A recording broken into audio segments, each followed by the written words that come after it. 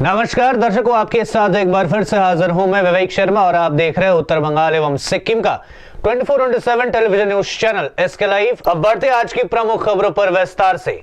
भारत में कोरोना मरीजों की संख्या में आई सबसे बड़ी उछाल, टूटे अब तक के सारे रिकॉर्ड। पिछले 24 घंटे में सामने आए 83,883 नए मामले। भारत में कोविड-19 के मामले 38.5 लाख के आंकड़े को पार कर चुका है।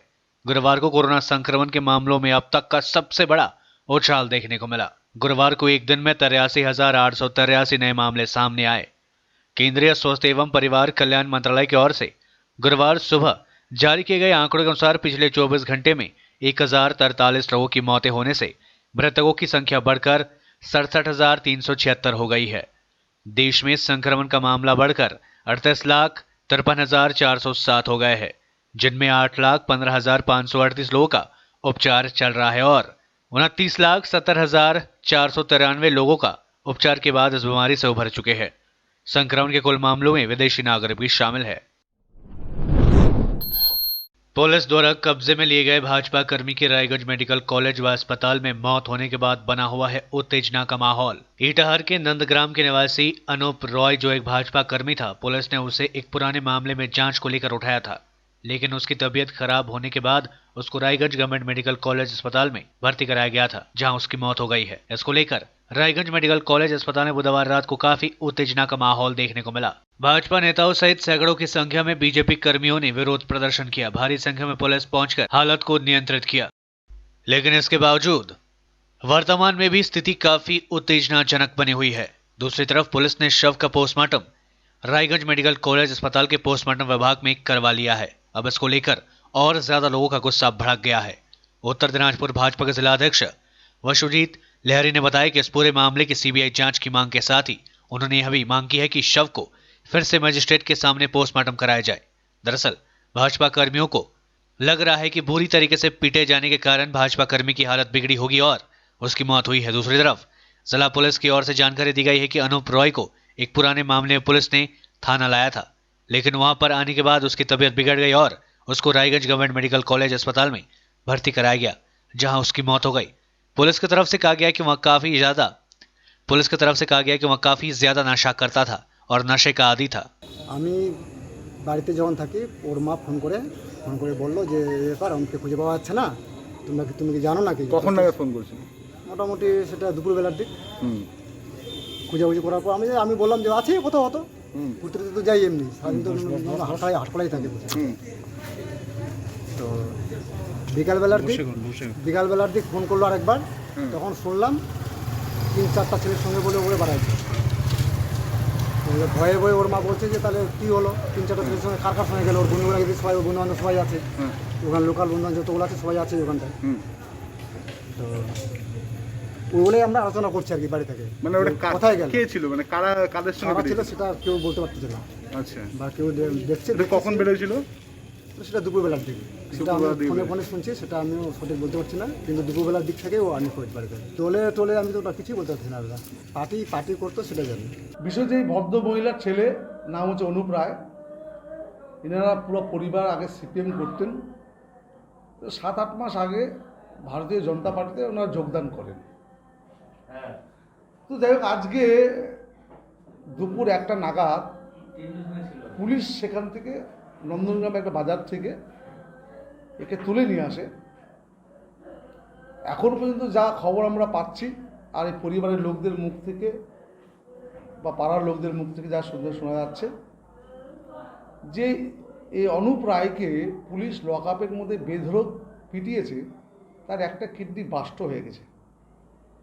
পরবর্তীতে এর ডেড বডি পাওয়া যায় বড় বড়ুয়ার ওখানে। ডেড বডি যখন সেখান থেকে নিয়ে আসা হয়, নিয়ম হচ্ছে আইসি র্যাঙ্কের, মানে ইন্সপেক্টর র্যাঙ্কের কাউকে সে মার্ডার কেসে আসামি করে সেখানে যেতে হয়। কিন্তু আজ পর্যন্ত শুনি নেই যে কোনো সিভিক্স ভলেন্টিয়ার কোনো ডেড বডি যে খুন হয় তার ডেড বডি নিয়ে আসে। কিন্তু আজকে প্রথম আমরা জানলাম যে তার ডেড বডি সিভিক্স ভলেন্টিয়ার নিয়ে আসার পরে নাটক তো তৈরি হয়ে গেছে। এখন পুলিশ যে তাকে লকআপে বেধড়ক পিটিয়েছে, কিডনি বাস্ট হয়েছে, তাকে পরে গুলি করে মারা হয়েছে, যেটা বলছে শোনা যাচ্ছে যে তার বুলেট পাওয়া গেছে 5টা পোস্টমর্টমটা করার জন্য গিয়েছে না, তার পরিবারের লোককে পুলিশ বলেনি। যদি মারা যেয়ে থাকে তো তাকে পরিবারের লোককে বলা উচিত ছিল, বা মার্ডার হয়ে গেলেও পরিবারের লোককে বলা উচিত ছিল তার পোস্টমর্টম করতে চাই, কিন্তু পরিবারের লোককে বললো না। তার দূর আত্মীয়, তার পিসির ছেলে, তাকে নিয়ে আসছে পুলিশ, তার সিভিক্স ভলেন্টিয়ারকে দিয়ে উঠে 6:30টার সময়, আর তাকে দিয়ে জরুরি সিগনেচার করানো হচ্ছে, তারপর তার পোস্টমর্টম 8:30টার সময় হচ্ছে। পৃথিবীর ইতিহাসে আমরা শুনি নাই, আমাদের সংবিধানও হয়তো সে কথা মান্যতা নাই যে সূর্য অস্ত যাওয়ার পরে কোনো পোস্টমর্টম হয়, কিন্তু আজকে তাও দেখলাম যে এখানে পোস্টমর্টম হচ্ছে রাত্রি 8:30টার সময়। কিন্তু এই সমস্ত ঘটনার পিছনে যে সন্দেহ, আর এটাকে তো দূর করা যায় না, তাই এরপর সন্দেহ হচ্ছে। আমরা তাই দাবি করছি এর পোস্টমর্টম করা হোক এবং ফরেন্সিক জাজ করা হোক, তার সাথে সাথে সিবিআই তদন্ত করা হোক। কারণ না হলে যে আসল এই হত্যা রহস্য সামনে আসবে না। যদি এর মধ্যে পুলিশ কর্তারা এই হত্যার সাথে জড়িত থাকে, অবশ্যই তাদের সাজা পাওয়া দরকার আছে। আর যদি পুলিশ এটাকে হয়তো নতুন কোনো কিছু সাজাবে, আর যদি সাজায়ও, কিন্তু তাহলেও পুলিশ কিন্তু কাউকে এভাবে মারতে পারে না। আর একটা তরতাজা যুবক, যার যে 30 বছরও বয়স হয়নি, যার কোনো রোগ ব্যাধি ছিল না, সে কী করে মারা গেল? তো পুলিশ হয়তো এটাকে অনেক কিছু বানাবার চেষ্টা করবে, কিন্তু আমরা বলছি পুনরায় পোস্টমর্টম করা হোক, আর করে दूध का दूध पानी का पानी का हो। चीनी ऐप पर तीसरी बार सरकार का action. Popular mobile gaming app PUBG समेत 118 ऐप्स को किया गया बैन। सरकार ने इनसे देश की सुरक्षा को खतरा बताया।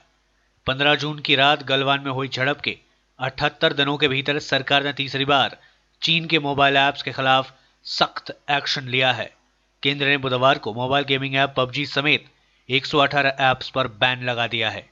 अकेले भारत में पबजी को 17.5 करोड़ से ज्यादा लोगों ने डाउनलोड किया है।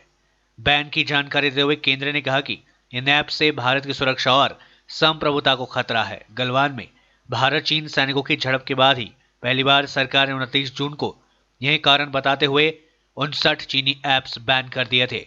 27 जुलाई को सरकार ने फिर से 47 ऐप्स को बैन कर दिया था। पश्चिम बंगाल में घट रहा है कोरोना वायरस का कहर। 2976 नए मामले आए सामने और 56 लोगों की हुई मौत। कोरोना वायरस से राज्य में अब तक 3339 लोगों की हो चुकी है मौत। बंगाल में बुधवार को कोरोना वायरस के 2976 नए मामले सामने आए एवं 56 लोगों की मौतें हुई। राज्य स्वास्थ्य विभाग द्वारा जारी मेडिकल बुलेटिन के अनुसार इसी के साथ राज्य में कोरोना संक्रमितों का आंकड़ा बढ़कर 1,68,697 हो गई है, जिनमें से 24,445 एक्टिव केसेस है। वहीं मरने वालों की संख्या बढ़कर 3,339 हो गई है। दूसरी ओर पिछले 24 घंटे में 3,297 मरीजों को डिस्चार्ज किया गया। इसके बाद राज्य में कोरोना से ठीक होने वाले रोगियों की संख्या बढ़कर 1,40,913 हो गई है। राज्य में रिकवरी रेट बढ़कर 83.53% हो गई है, जो एक दिन पहले 83.04% था। नक्सलबाड़ी के रमकजोत इलाके में कालाबाड़ी वनांचल में एक क्रशर मशीन को प्रशासन के द्वारा जब्त किया गया है। प्राप्त जानकारी अनुसार पिछले 7 वर्षों से सरकार की अनुमति के बिना ही इस क्रशर मशीन का उपयोग संस्था के द्वारा किया जा रहा था। ऐसे कारण से प्रशासन के द्वारा इस मशीन को जब्त कर लिया गया है। हालांकि सवाल उठ रहा है कि पिछले 7 वर्षों से बिना सरकार की अनुमति के इस मशीन का उपयोग कैसे हो रहा था। वेतन वृद्धि समेत विभिन्न मांगों को लेकर भाजपा समर्थित श्रमिक संगठन ने की गेट मीटिंग। भाजपा समर्थित चाय बागान श्रमिक संगठन BTBWUU की ओर से बागान श्रमिकों की विभिन्न मांगों को लेकर गुरुवार को अलीपुरद्वार जिले के सभी चाय बागानों में करीब डेढ़ घंटे गेट मीटिंग की गई। आज सुबह डुवर्स के विभिन्न चाय बागान के श्रमिक गेट मीटिंग में शामिल हुए। गेट मीटिंग में शामिल चाय बागान के श्रमिकों ने जमीन का पट्टा प्रदान करने, चाय बागान के स्टाफ व सब स्टाफ के वेतन में बढ़ोतरी, श्रमिकों की न्यूनतम पारिश्रमिक प्रदान करने, इस वर्ष अधिक पूजा बोनस देने समेत विभिन्न मांगे बागान प्रबंधन से कर रहे हैं। इन मांगों को लेकर आज सुबह भाजपा समर्थित चाय बागान श्रमिक संगठन BTBWUU की ओर से विभिन्न चाय बागानों में 1.5 घंटे गेट मीटिंग की गई। आज अलीपुरद्वार जिले के लगभग सभी चाय बागानों में श्रमिकों ने गेट मीटिंग की। हम लोग का जो विषय था सब स्टाफ का लेके वजह के लेके हम लोग का देखिए अभी हम लोग का ये कपिल जी बतलाया आपको, वही विषय है हम लोग का है कि हम लोग का जो दावी था 14 तक शेष हो गया। उसका बाद में हुआ 17 2017 में ये हुआ, उसमें भी हम लोग का ये लिखा लिखी करके गवर्नमेंट के साथ में एग्रीमेंट करके अभी तक पेमेंट हम लोग को नहीं बढ़ा है। हम लोग का विषय है स्टाफ सब स्टाफ का 2014-31 मार्च को हम लोग का एग्रीमेंट शेष होता है और 2014 का बाद में 2016 में एक हम लोग का लमसम एक हेजरा दिया गया था, एक हेजरा बढ़ा था। उसके बाद 2017 में हम लोग का फिर से नया से एक तो एग्रीमेंट शेष होना था। 2014 में भी नहीं हुआ, 2017 31 मार्च को भी नहीं हुआ एग्रीमेंट और 2017 में एग्रीमेंट नहीं होने के बावजूद एक मीटिंग किया गया था। उस मीटिंग में उपस्थित था मिनिस्टर दोला सेन, मिनिस्टर मौलई घटक जी, उसके साथ सीसीपीए का सभी लीडर उपस्थित था। उन लोग का समक्ष सभी हम लोग का सेंट्रल लीडर रह के एक सिग्नेचर लिया गया था कि हम लोग का सब स्टाफ और स्टाफ का एक 40% 5 पॉइंट और सब स्टाफ का 40% का हिसाब से एक हम लोग का हेजरा बढ़ा था। सिग्नेचर भी हुआ था गवर्नमेंट के साथ बैठ के, लेकिन उस टाइम भी सिग्नेचर खाली लिया गया और कोई मतलब अभी तक हेजरा नहीं बढ़ा। साथ में 2020 चला आया, यहाँ पर भी हम लोग का एक एग्रीमेंट शेष हो गया 2020 31 मार्च को और अभी भी हम लोग डेली रेटेड सब स्टाफ का जो नया एग्रीमेंट होना था वो एग्रीमेंट भी अभी तक नहीं हुआ है। इसी विषय को लेकर भारतीय टी वर्कर्स यूनियन से तो किया गया है, लेकिन हम लोग का जॉइंट कमेटी जो है सब स्टाफ जॉइंट कमेटी जो है उसका माध्यम से भी बोला गया कि हम लोग जो भी आंदोलन हो हम लोग एक साथ में हम लोग आंदोलन करेंगे, चाहे जो भी यूनियन हो, बगा जितना भी यूनियन चल रहा है हम लोग का सभी यूनियन एक साथ में आके हम लोग आंदोलन करेंगे। और अगर यदि हम लोग ये आंदोलन एक साथ में मिलकर आंदोलन कर रहे हैं तो आने वाला दिन हम लोग का जो भी दाबी दवा है उस दाबी दवा लेके हम लोग खड़े उतरेंगे। लेते हैं थोड़ा सा ब्रेक, फिर मिलेंगे ब्रेक के बाद। आजादी से शुरू हुआ स्वदेशी अभियान, गांव-गांव में बिजली आई, रोशन हिंदुस्तान, मंगल तक भी जा पहुंचा स्वदेशी मंगलयान। तो फिर क्यों ना हो हिंदुस्तानी अपना सब सामान, हम बदलेंगे तभी तो बदलेगा ये हिंदुस्तान। सूर्या, आत्मनिर्भर भारत की पहचान। अपने सपनों को संजोने के लिए ओम डेवलपर्स लेके आया है Shri Shyam farm house villa, जिसकी पहली फेज के सभी प्लॉट्स बिक चुकी हैं और दूसरे फेज की बुकिंग और रजिस्ट्रेशन है चालू। प्लॉट की साइज है 3 से 6 कट्ठा तक, तो देर किस बात की, अभी फोन उठाइए और बुक कीजिए। Shri Shyam farm house villa, Phulbari. Contact number 9609784045 या 9733036000। बहुत जल्द इसके तीसरे फेज की प्लॉट भी लॉन्च होने जा रही है। Wonderful place of education.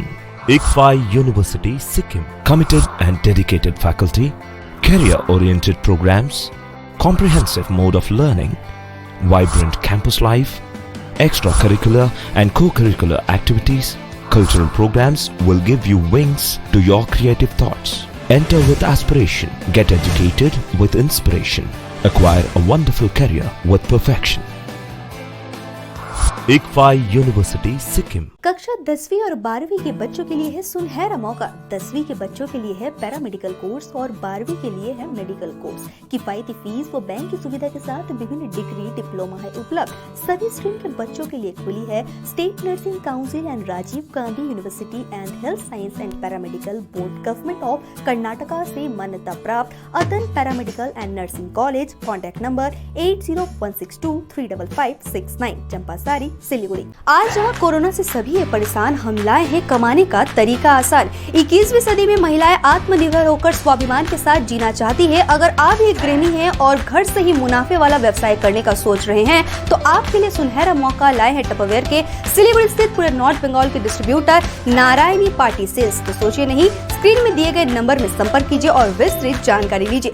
घर बैठे पैसे कमाए, आज ही फ्री मेंबरशिप लीजिए, अपने सपनों को पूरा कीजिए। मुश्किल की इस घड़ी में आपका साथ ही सिर्फ टपरवेयर के लिए एसके लाइव ही बेस्ट ऑप्शन है। एसके लाइव का इस क्षेत्र में 24 घंटा टेलीविजन, एंड्रॉइड ऐप और वेबसाइट पर प्रसारण होता है। सोशल मीडिया पर भी हम उपलब्ध हैं। हमारी व्यूवरशिप 9 लाख से अधिक है। सिक्किम, हैथवे और NXT डिजिटल पर, दार्जिलिंग और कालिम्पोंग में दोनों हैथवे और CCN सेटअप बॉक्स पर, क्लामपुर से लेके मैनागुड़ी हैथवे पर, सिटी केबल पर सिलीगुड़ी और आसपास, नक्सलबाड़ी से पानी टंकी तक NXT डिजिटल में। तो सोचिए नहीं, कॉल करें 7908554308। ब्रेक के बाद आपका फिर से स्वागत है। बढ़ते हैं खबरों की तरफ। जम्मू कश्मीर में 5 भाषाओं को आधिकारिक भाषा का दर्जा देने का ऐलान। प्रदेश में 131 साल बाद उर्दू का एक छत्र राज होगा समाप्त।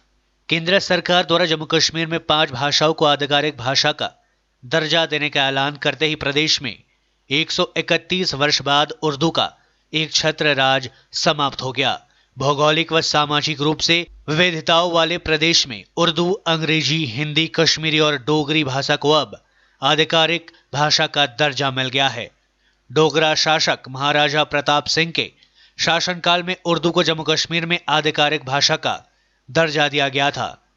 अगस्त 2019 में जब केंद्र सरकार ने जम्मू कश्मीर पुनर्गठन अधिनियम 2019 को लागू करते हुए इसे जम्मू कश्मीर व लद्दाख में पुनर्गठित किया था, उसी दिन से स्थानीय हलकों में यह बात जोर पकड़ी हुई थी कि अब बतौर आधिकारिक भाषा उर्दू का वर्चस्व भी समाप्त होने वाला है।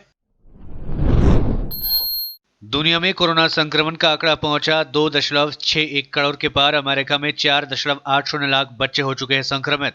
दुनिया में कोरोना वायरस से अब तक 2,61,69,462 नए मामले सामने आ चुके हैं। इनमें 1,84,35,397 मरीज ठीक हो चुके हैं, जबकि 8,66,604 लोगों की मौतें हो चुकी है। ये आंकड़े www.worldometers.info कोरोना वायरस के मुताबिक है। ऑस्ट्रेलिया के विक्टोरिया और न्यू साउथ वेल्स में मामले तेजी से बढ़ते जा रहे हैं। अकेले विक्टोरिया में ही बुधवार को 15 लोगों की मौत हो गई।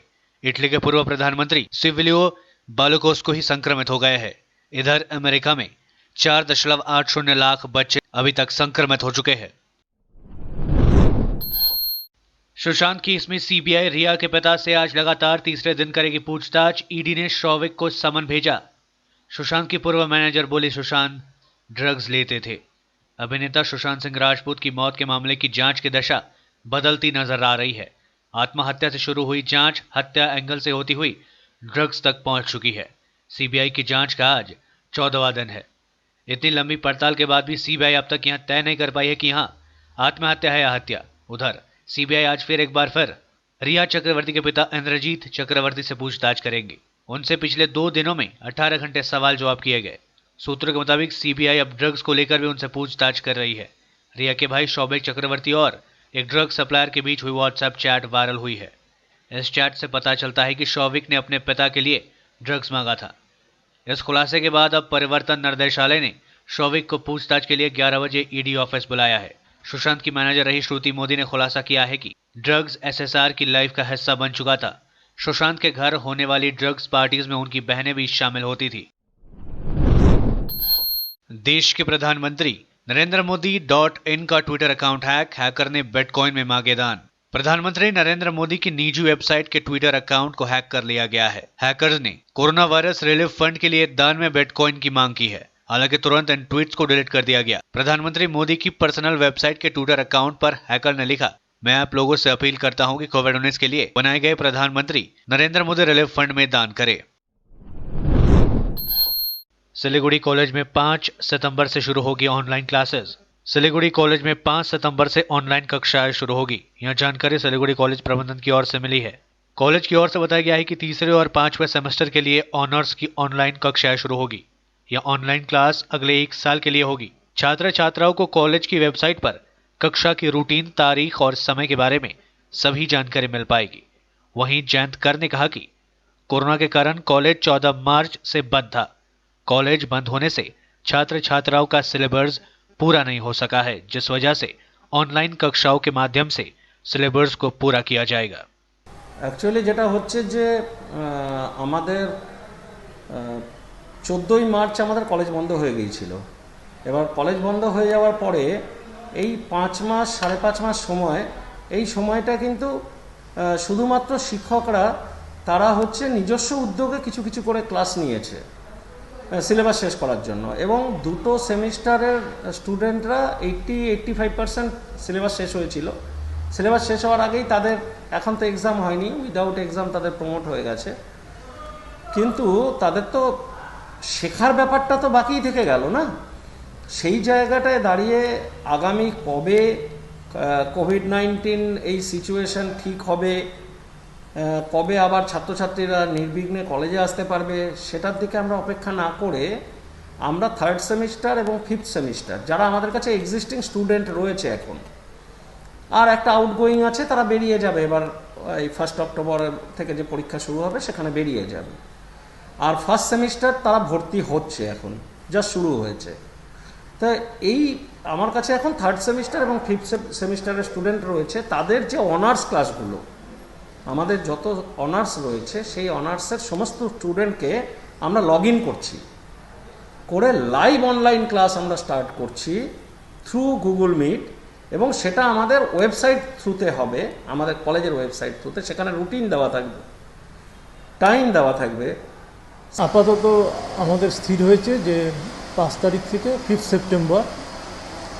শিক্ষক দিবস ডক্টর সর্বপল্লী রাধাকৃষ্ণন তার জন্মদিন তাকে সম্মান জানিয়ে এবং সেখান থেকেই আমরা হচ্ছে এই যে কোভিড যে সিচুয়েশন হচ্ছে চলছে তাতে ছাত্রছাত্রীরা যে অনেকটাই পিছিয়ে গেছে সেদিকে লক্ষ্য রেখে আমরা সিদ্ধান্ত নিয়েছি যে অনলাইন ক্লাস যতটা পারা যায় ছাত্রছাত্রীদের কাছে হচ্ছে পৌঁছে দেওয়া এবং যেহেতু এই সময় 3rd সেমিস্টার এবং 5th সেমিস্টার এই দুটো সেমিস্টার এদের ক্লাস হবে কারণ হচ্ছে 2nd সেমিস্টার এবং 4th সেমিস্টার 6th সেমিস্টার এগুলো এই সময় এক্সিস্ট করছে না কেবল 2nd এবং 3rd এবং হচ্ছে 5th সেমিস্টার আর 1st সেমিস্টার তো ভর্তি হলে তারপর তাদের হচ্ছে শুরু হবে তো 5 তারিখ থেকে বিভিন্ন বিভাগের আপাতত হচ্ছে অনার্সের ক্লাসগুলো হচ্ছে শুরু হবে অনলাইন ক্লাস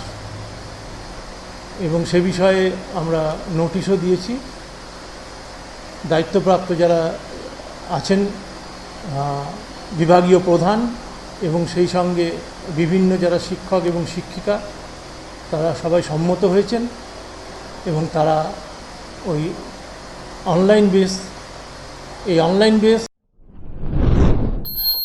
अलीपुरद्वार पहुंचे राज्य के 3 स्वास्थ्य अधिकारी, जिला प्रशासन, स्वास्थ्य विभाग के अधिकारियों के साथ की बैठक। कोरोना से निपटने में जिला प्रशासन की भूमिका को सराहा। अलीपुरद्वार जिले में कोरोना से निपटने के लिए जिला प्रशासन व स्वास्थ्य विभागों के चिकित्सा व्यवस्था का जायजा लेने बुधवार को राज्य के 3 स्वास्थ्य अधिकारी अलीपुरद्वार पहुंचे। अलीपुरद्वार के प्रशासनिक भवन डुवर्स कन्या मेन अधिकारियों ने आज जिला अधिकारी व जिला स्वास्थ्य विभाग के शीर्ष अधिकारियों के साथ एक अहम बैठक भी की। बैठक में अलीपुरद्वार जिला प्रशासन व स्वास्थ्य विभाग द्वारा कोरोना से निपटने के लिए की जा रहे प्रयासों को लेकर विस्तार से चर्चा की गई। राज्य की ओर से भेजे गए स्वास्थ्य अधिकारियों ने कोरोना से निपटने के लिए जिला प्रशासन व स्वास्थ्य विभाग के प्रयासों की सराहना की। राज्य स्वास्थ्य विभाग के अधिकारी डॉक्टर अजय चक्रवर्ती ने बताया कि अलीपुरद्वार जिला कोरोना से निपटने में पूरे राज्य में एक मॉडल के रूप में खुद को स्थापित किया है। उन्होंने कहा अलीपुरद्वार जिले में कोरोना के अधिक टेस्ट हो रहे हैं। अलीपुरद्वार जिला प्रशासन व स्वास्थ्य विभाग के सदस्य एक टीम के रूप में काम कर रहे हैं। साथ ही उन्होंने जिले में कोरोना टेस्ट में और तेजी लाने की वकालत की। দেখুন টেস্ট বেশি করা ভালো আলিপুরদুয়ার গোড়া থেকেই ভীষণ ভালোভাবে পাবলিক হেলথে কাজ করছেন এবং গোড়া থেকেই আলিপুরদুয়ার গোটা রাজ্যের একটা মডেল সুতরাং সেই দিক দিয়ে আলিপুরদুয়ার খুবই ভালো কিন্তু তবুও আমরা বলবো এখন যেহেতু কিছু পজিটিভ বেরিয়েছে আমরা আরও একটু টেস্ট বাড়াতে বলেছি পার্টিকুলারলি যে সমস্ত প্রেগনেন্ট মায়েরা আসছেন ডেলিভারির জন্য তাদের যেন প্রত্যেককে টেস্ট করা হয় যে আমরা যে কোনো মানে কোনো হতে পারে যেরকম তাদেরকে আমরা যেন না ছাড়ি তাদেরকে যেন টেস্ট করি কারণ মানুষের টেস্ট করলে সে বিপদে পড়বে না টেস্ট না করলে বিপদে পড়বে আর টেস্ট করে একবার ধরা পড়লে আমরা যদি আর্লি স্টেজে ধরা পড়ে তাহলে সে কেউ কোনো বিপদ হবে না সবাই ভালো থাকবেন বেঁচে যাবেন। প্রথম কথা হচ্ছে আলিপুরদুয়ারে প্রথম থেকে টেস্ট করা এবং পাবলিক হেলথের প্ল্যানিং করা আজকে যেভাবে ডেটা অ্যানালিসিস করছেন জেলা অফিসাররা এটা অত্যন্ত ভালো আমাদের ডিএম সাহেব যেভাবে পুরো প্রোগ্রামটাকে রিভিউ করছেন সেটা কিন্তু অত্যন্ত ভালো। এই আলিপুরদুয়ার মূলত যে ব্যাপারে এগিয়ে আছে সেটা আমি বলবো টিম ওয়ার্ক ডিএম সাহেব এবং সিএমও সাহেবের খুব ভালো নেতৃত্ব এবং পুরো টিমটা একভাবে কাজ করছেন সবাই মিলে একসঙ্গে বসে অ্যানালিসিস করছেন এটাই মেন আমাদের রস। जलपाईगुड़ी में शुरू हुआ रैपिड एंटीजन टेस्ट कैंप 100 लोगों का किया गया टेस्ट। जलपाईगुड़ी जिले में तेजी से कोरोना के नए मामले सामने आ रहे हर दिन जिले में कोरोना के आंकड़े बढ़ते जा रहे हैं। इस बीच जलपाईगुड़ी नगर पालिका की ओर से शहर में रैपिड एंटीजन टेस्ट की शुरुआत की गई। बुधवार को शहर के नूतनपड़ा में शांति निकेतन आवास में नगर पालिका की ओर से रैपिड एंटीजन टेस्ट शिविर लगाया गया। नगर पालिका के प्रशासनिक बोर्ड के सदस्य सैकत चैटर्जी ने बताया कि आज रैपिड एंटीजन टेस्ट कैंप में 100 लोगों की जांच की गई। उन्होंने कहा नगर पालिका की ओर से जिले में सभी लोगों को टेस्ट किए जाने का लक्ष्य रखा गया है। रैपिड एंटीजन टेस्ट कराए जाने के बाद पता लग पाएगा कि जिले में कुल कितने लोग संक्रमित हैं। उन्होंने कहा आने वाले दिनों में शहर के विभिन्न इलाकों में रैपिड एंटीजन टेस्ट कैंप लगाया जाएगा। আমরা আজকে জলপাইগুড়ি শহরে এটা আমাদের অষ্টম ক্যাম্প এবং এই অষ্টম ক্যাম্পে আমরা আজকে করছি জলপাইগুড়ি পৌরসভা 6 নম্বর ওয়ার্ডের নূতনপাড়া শান্তিনিকেতন আবাসনের নিচে আমরা জায়গাটা নিয়ে। এইখানে আমরা আজকে 100 জনের টার্গেট রেখেছি এবং সেখানে ইতিমধ্যে 30 জন ক্রস করে গেছেন টেস্ট। আমরা একটা কথা আমি আপনাদের মাধ্যমে শহরবাসীকে বলতে চাই, সেটা হচ্ছে যে টেস্ট আপনারা প্রত্যেকে ক্যাম্পে অংশগ্রহণ করে টেস্ট করা। তার কারণ হয়তো আপনার সিমটম নেই কিন্তু আপনি কোভিড ক্যারিয়ার, অ্যাসিমটমেটিক কোভিড ক্যারিয়ার, এবং আপনার থেকে বাড়ির বয়স্ক মানুষ বা শিশু এবং শারীরিকভাবে দুর্বল মানুষ যদি আক্রান্ত হয় তাতে কিন্তু ফেটাল হয়ে যেতে পারে। ভুলে যাবেন না, লাস্ট 2.5 মাসে জলপাইগুড়ি শহরে নিজের উপসর্গকে লুকিয়ে রাখার জন্য এবং চিকিৎসার দেরির জন্য এবং টেস্টের দেরির জন্য একটা 41 বছরের ছেলে, একটা 47 বছরের ছেলে কিন্তু। তাই আমি বলছি কোভিড নিয়ে খেলবেন না। কোভিড কখন কাকে আক্রমণ করবে আর কবে ভ্যাকসিন আসবে এর নিশ্চয়তা কিন্তু এখনও কিচ্ছু নেই। তাই আমি সবাইকে বলছি যে টেস্ট করান। যদি কোভিড ধরা পড়ে চিন্তার কোনো কারণ নেই, আইসোলেট করবেন নিজেকে, বাড়িতে থাকতে গেলে বাড়িতে থাকবেন যদি ব্যবস্থা থাকে, নাহলে সেফ হোম আছে আমাদের সুন্দর ব্যবস্থা। যদি সিমটম হয় তাহলে কোভিড হাসপাতালে যাবেন, আর তারপরে আমরা এলাকাকে স্যানিটাইজ করবো এবং কন্টেনমেন্ট করবো। এই করে স্প্রেডিং আটকাতে হবে, মানুষকে রক্ষা করতে হবে। আমরা যে পরিশ্রম করছি পৌরসভার পক্ষ থেকে একটাই তো লক্ষ্য। आज के लिए बस इतना ही। तमाम विशेष खबरों के लिए बने रहिए एसके लाइव के साथ। आपका समय, आपकी खबर। धन्यवाद।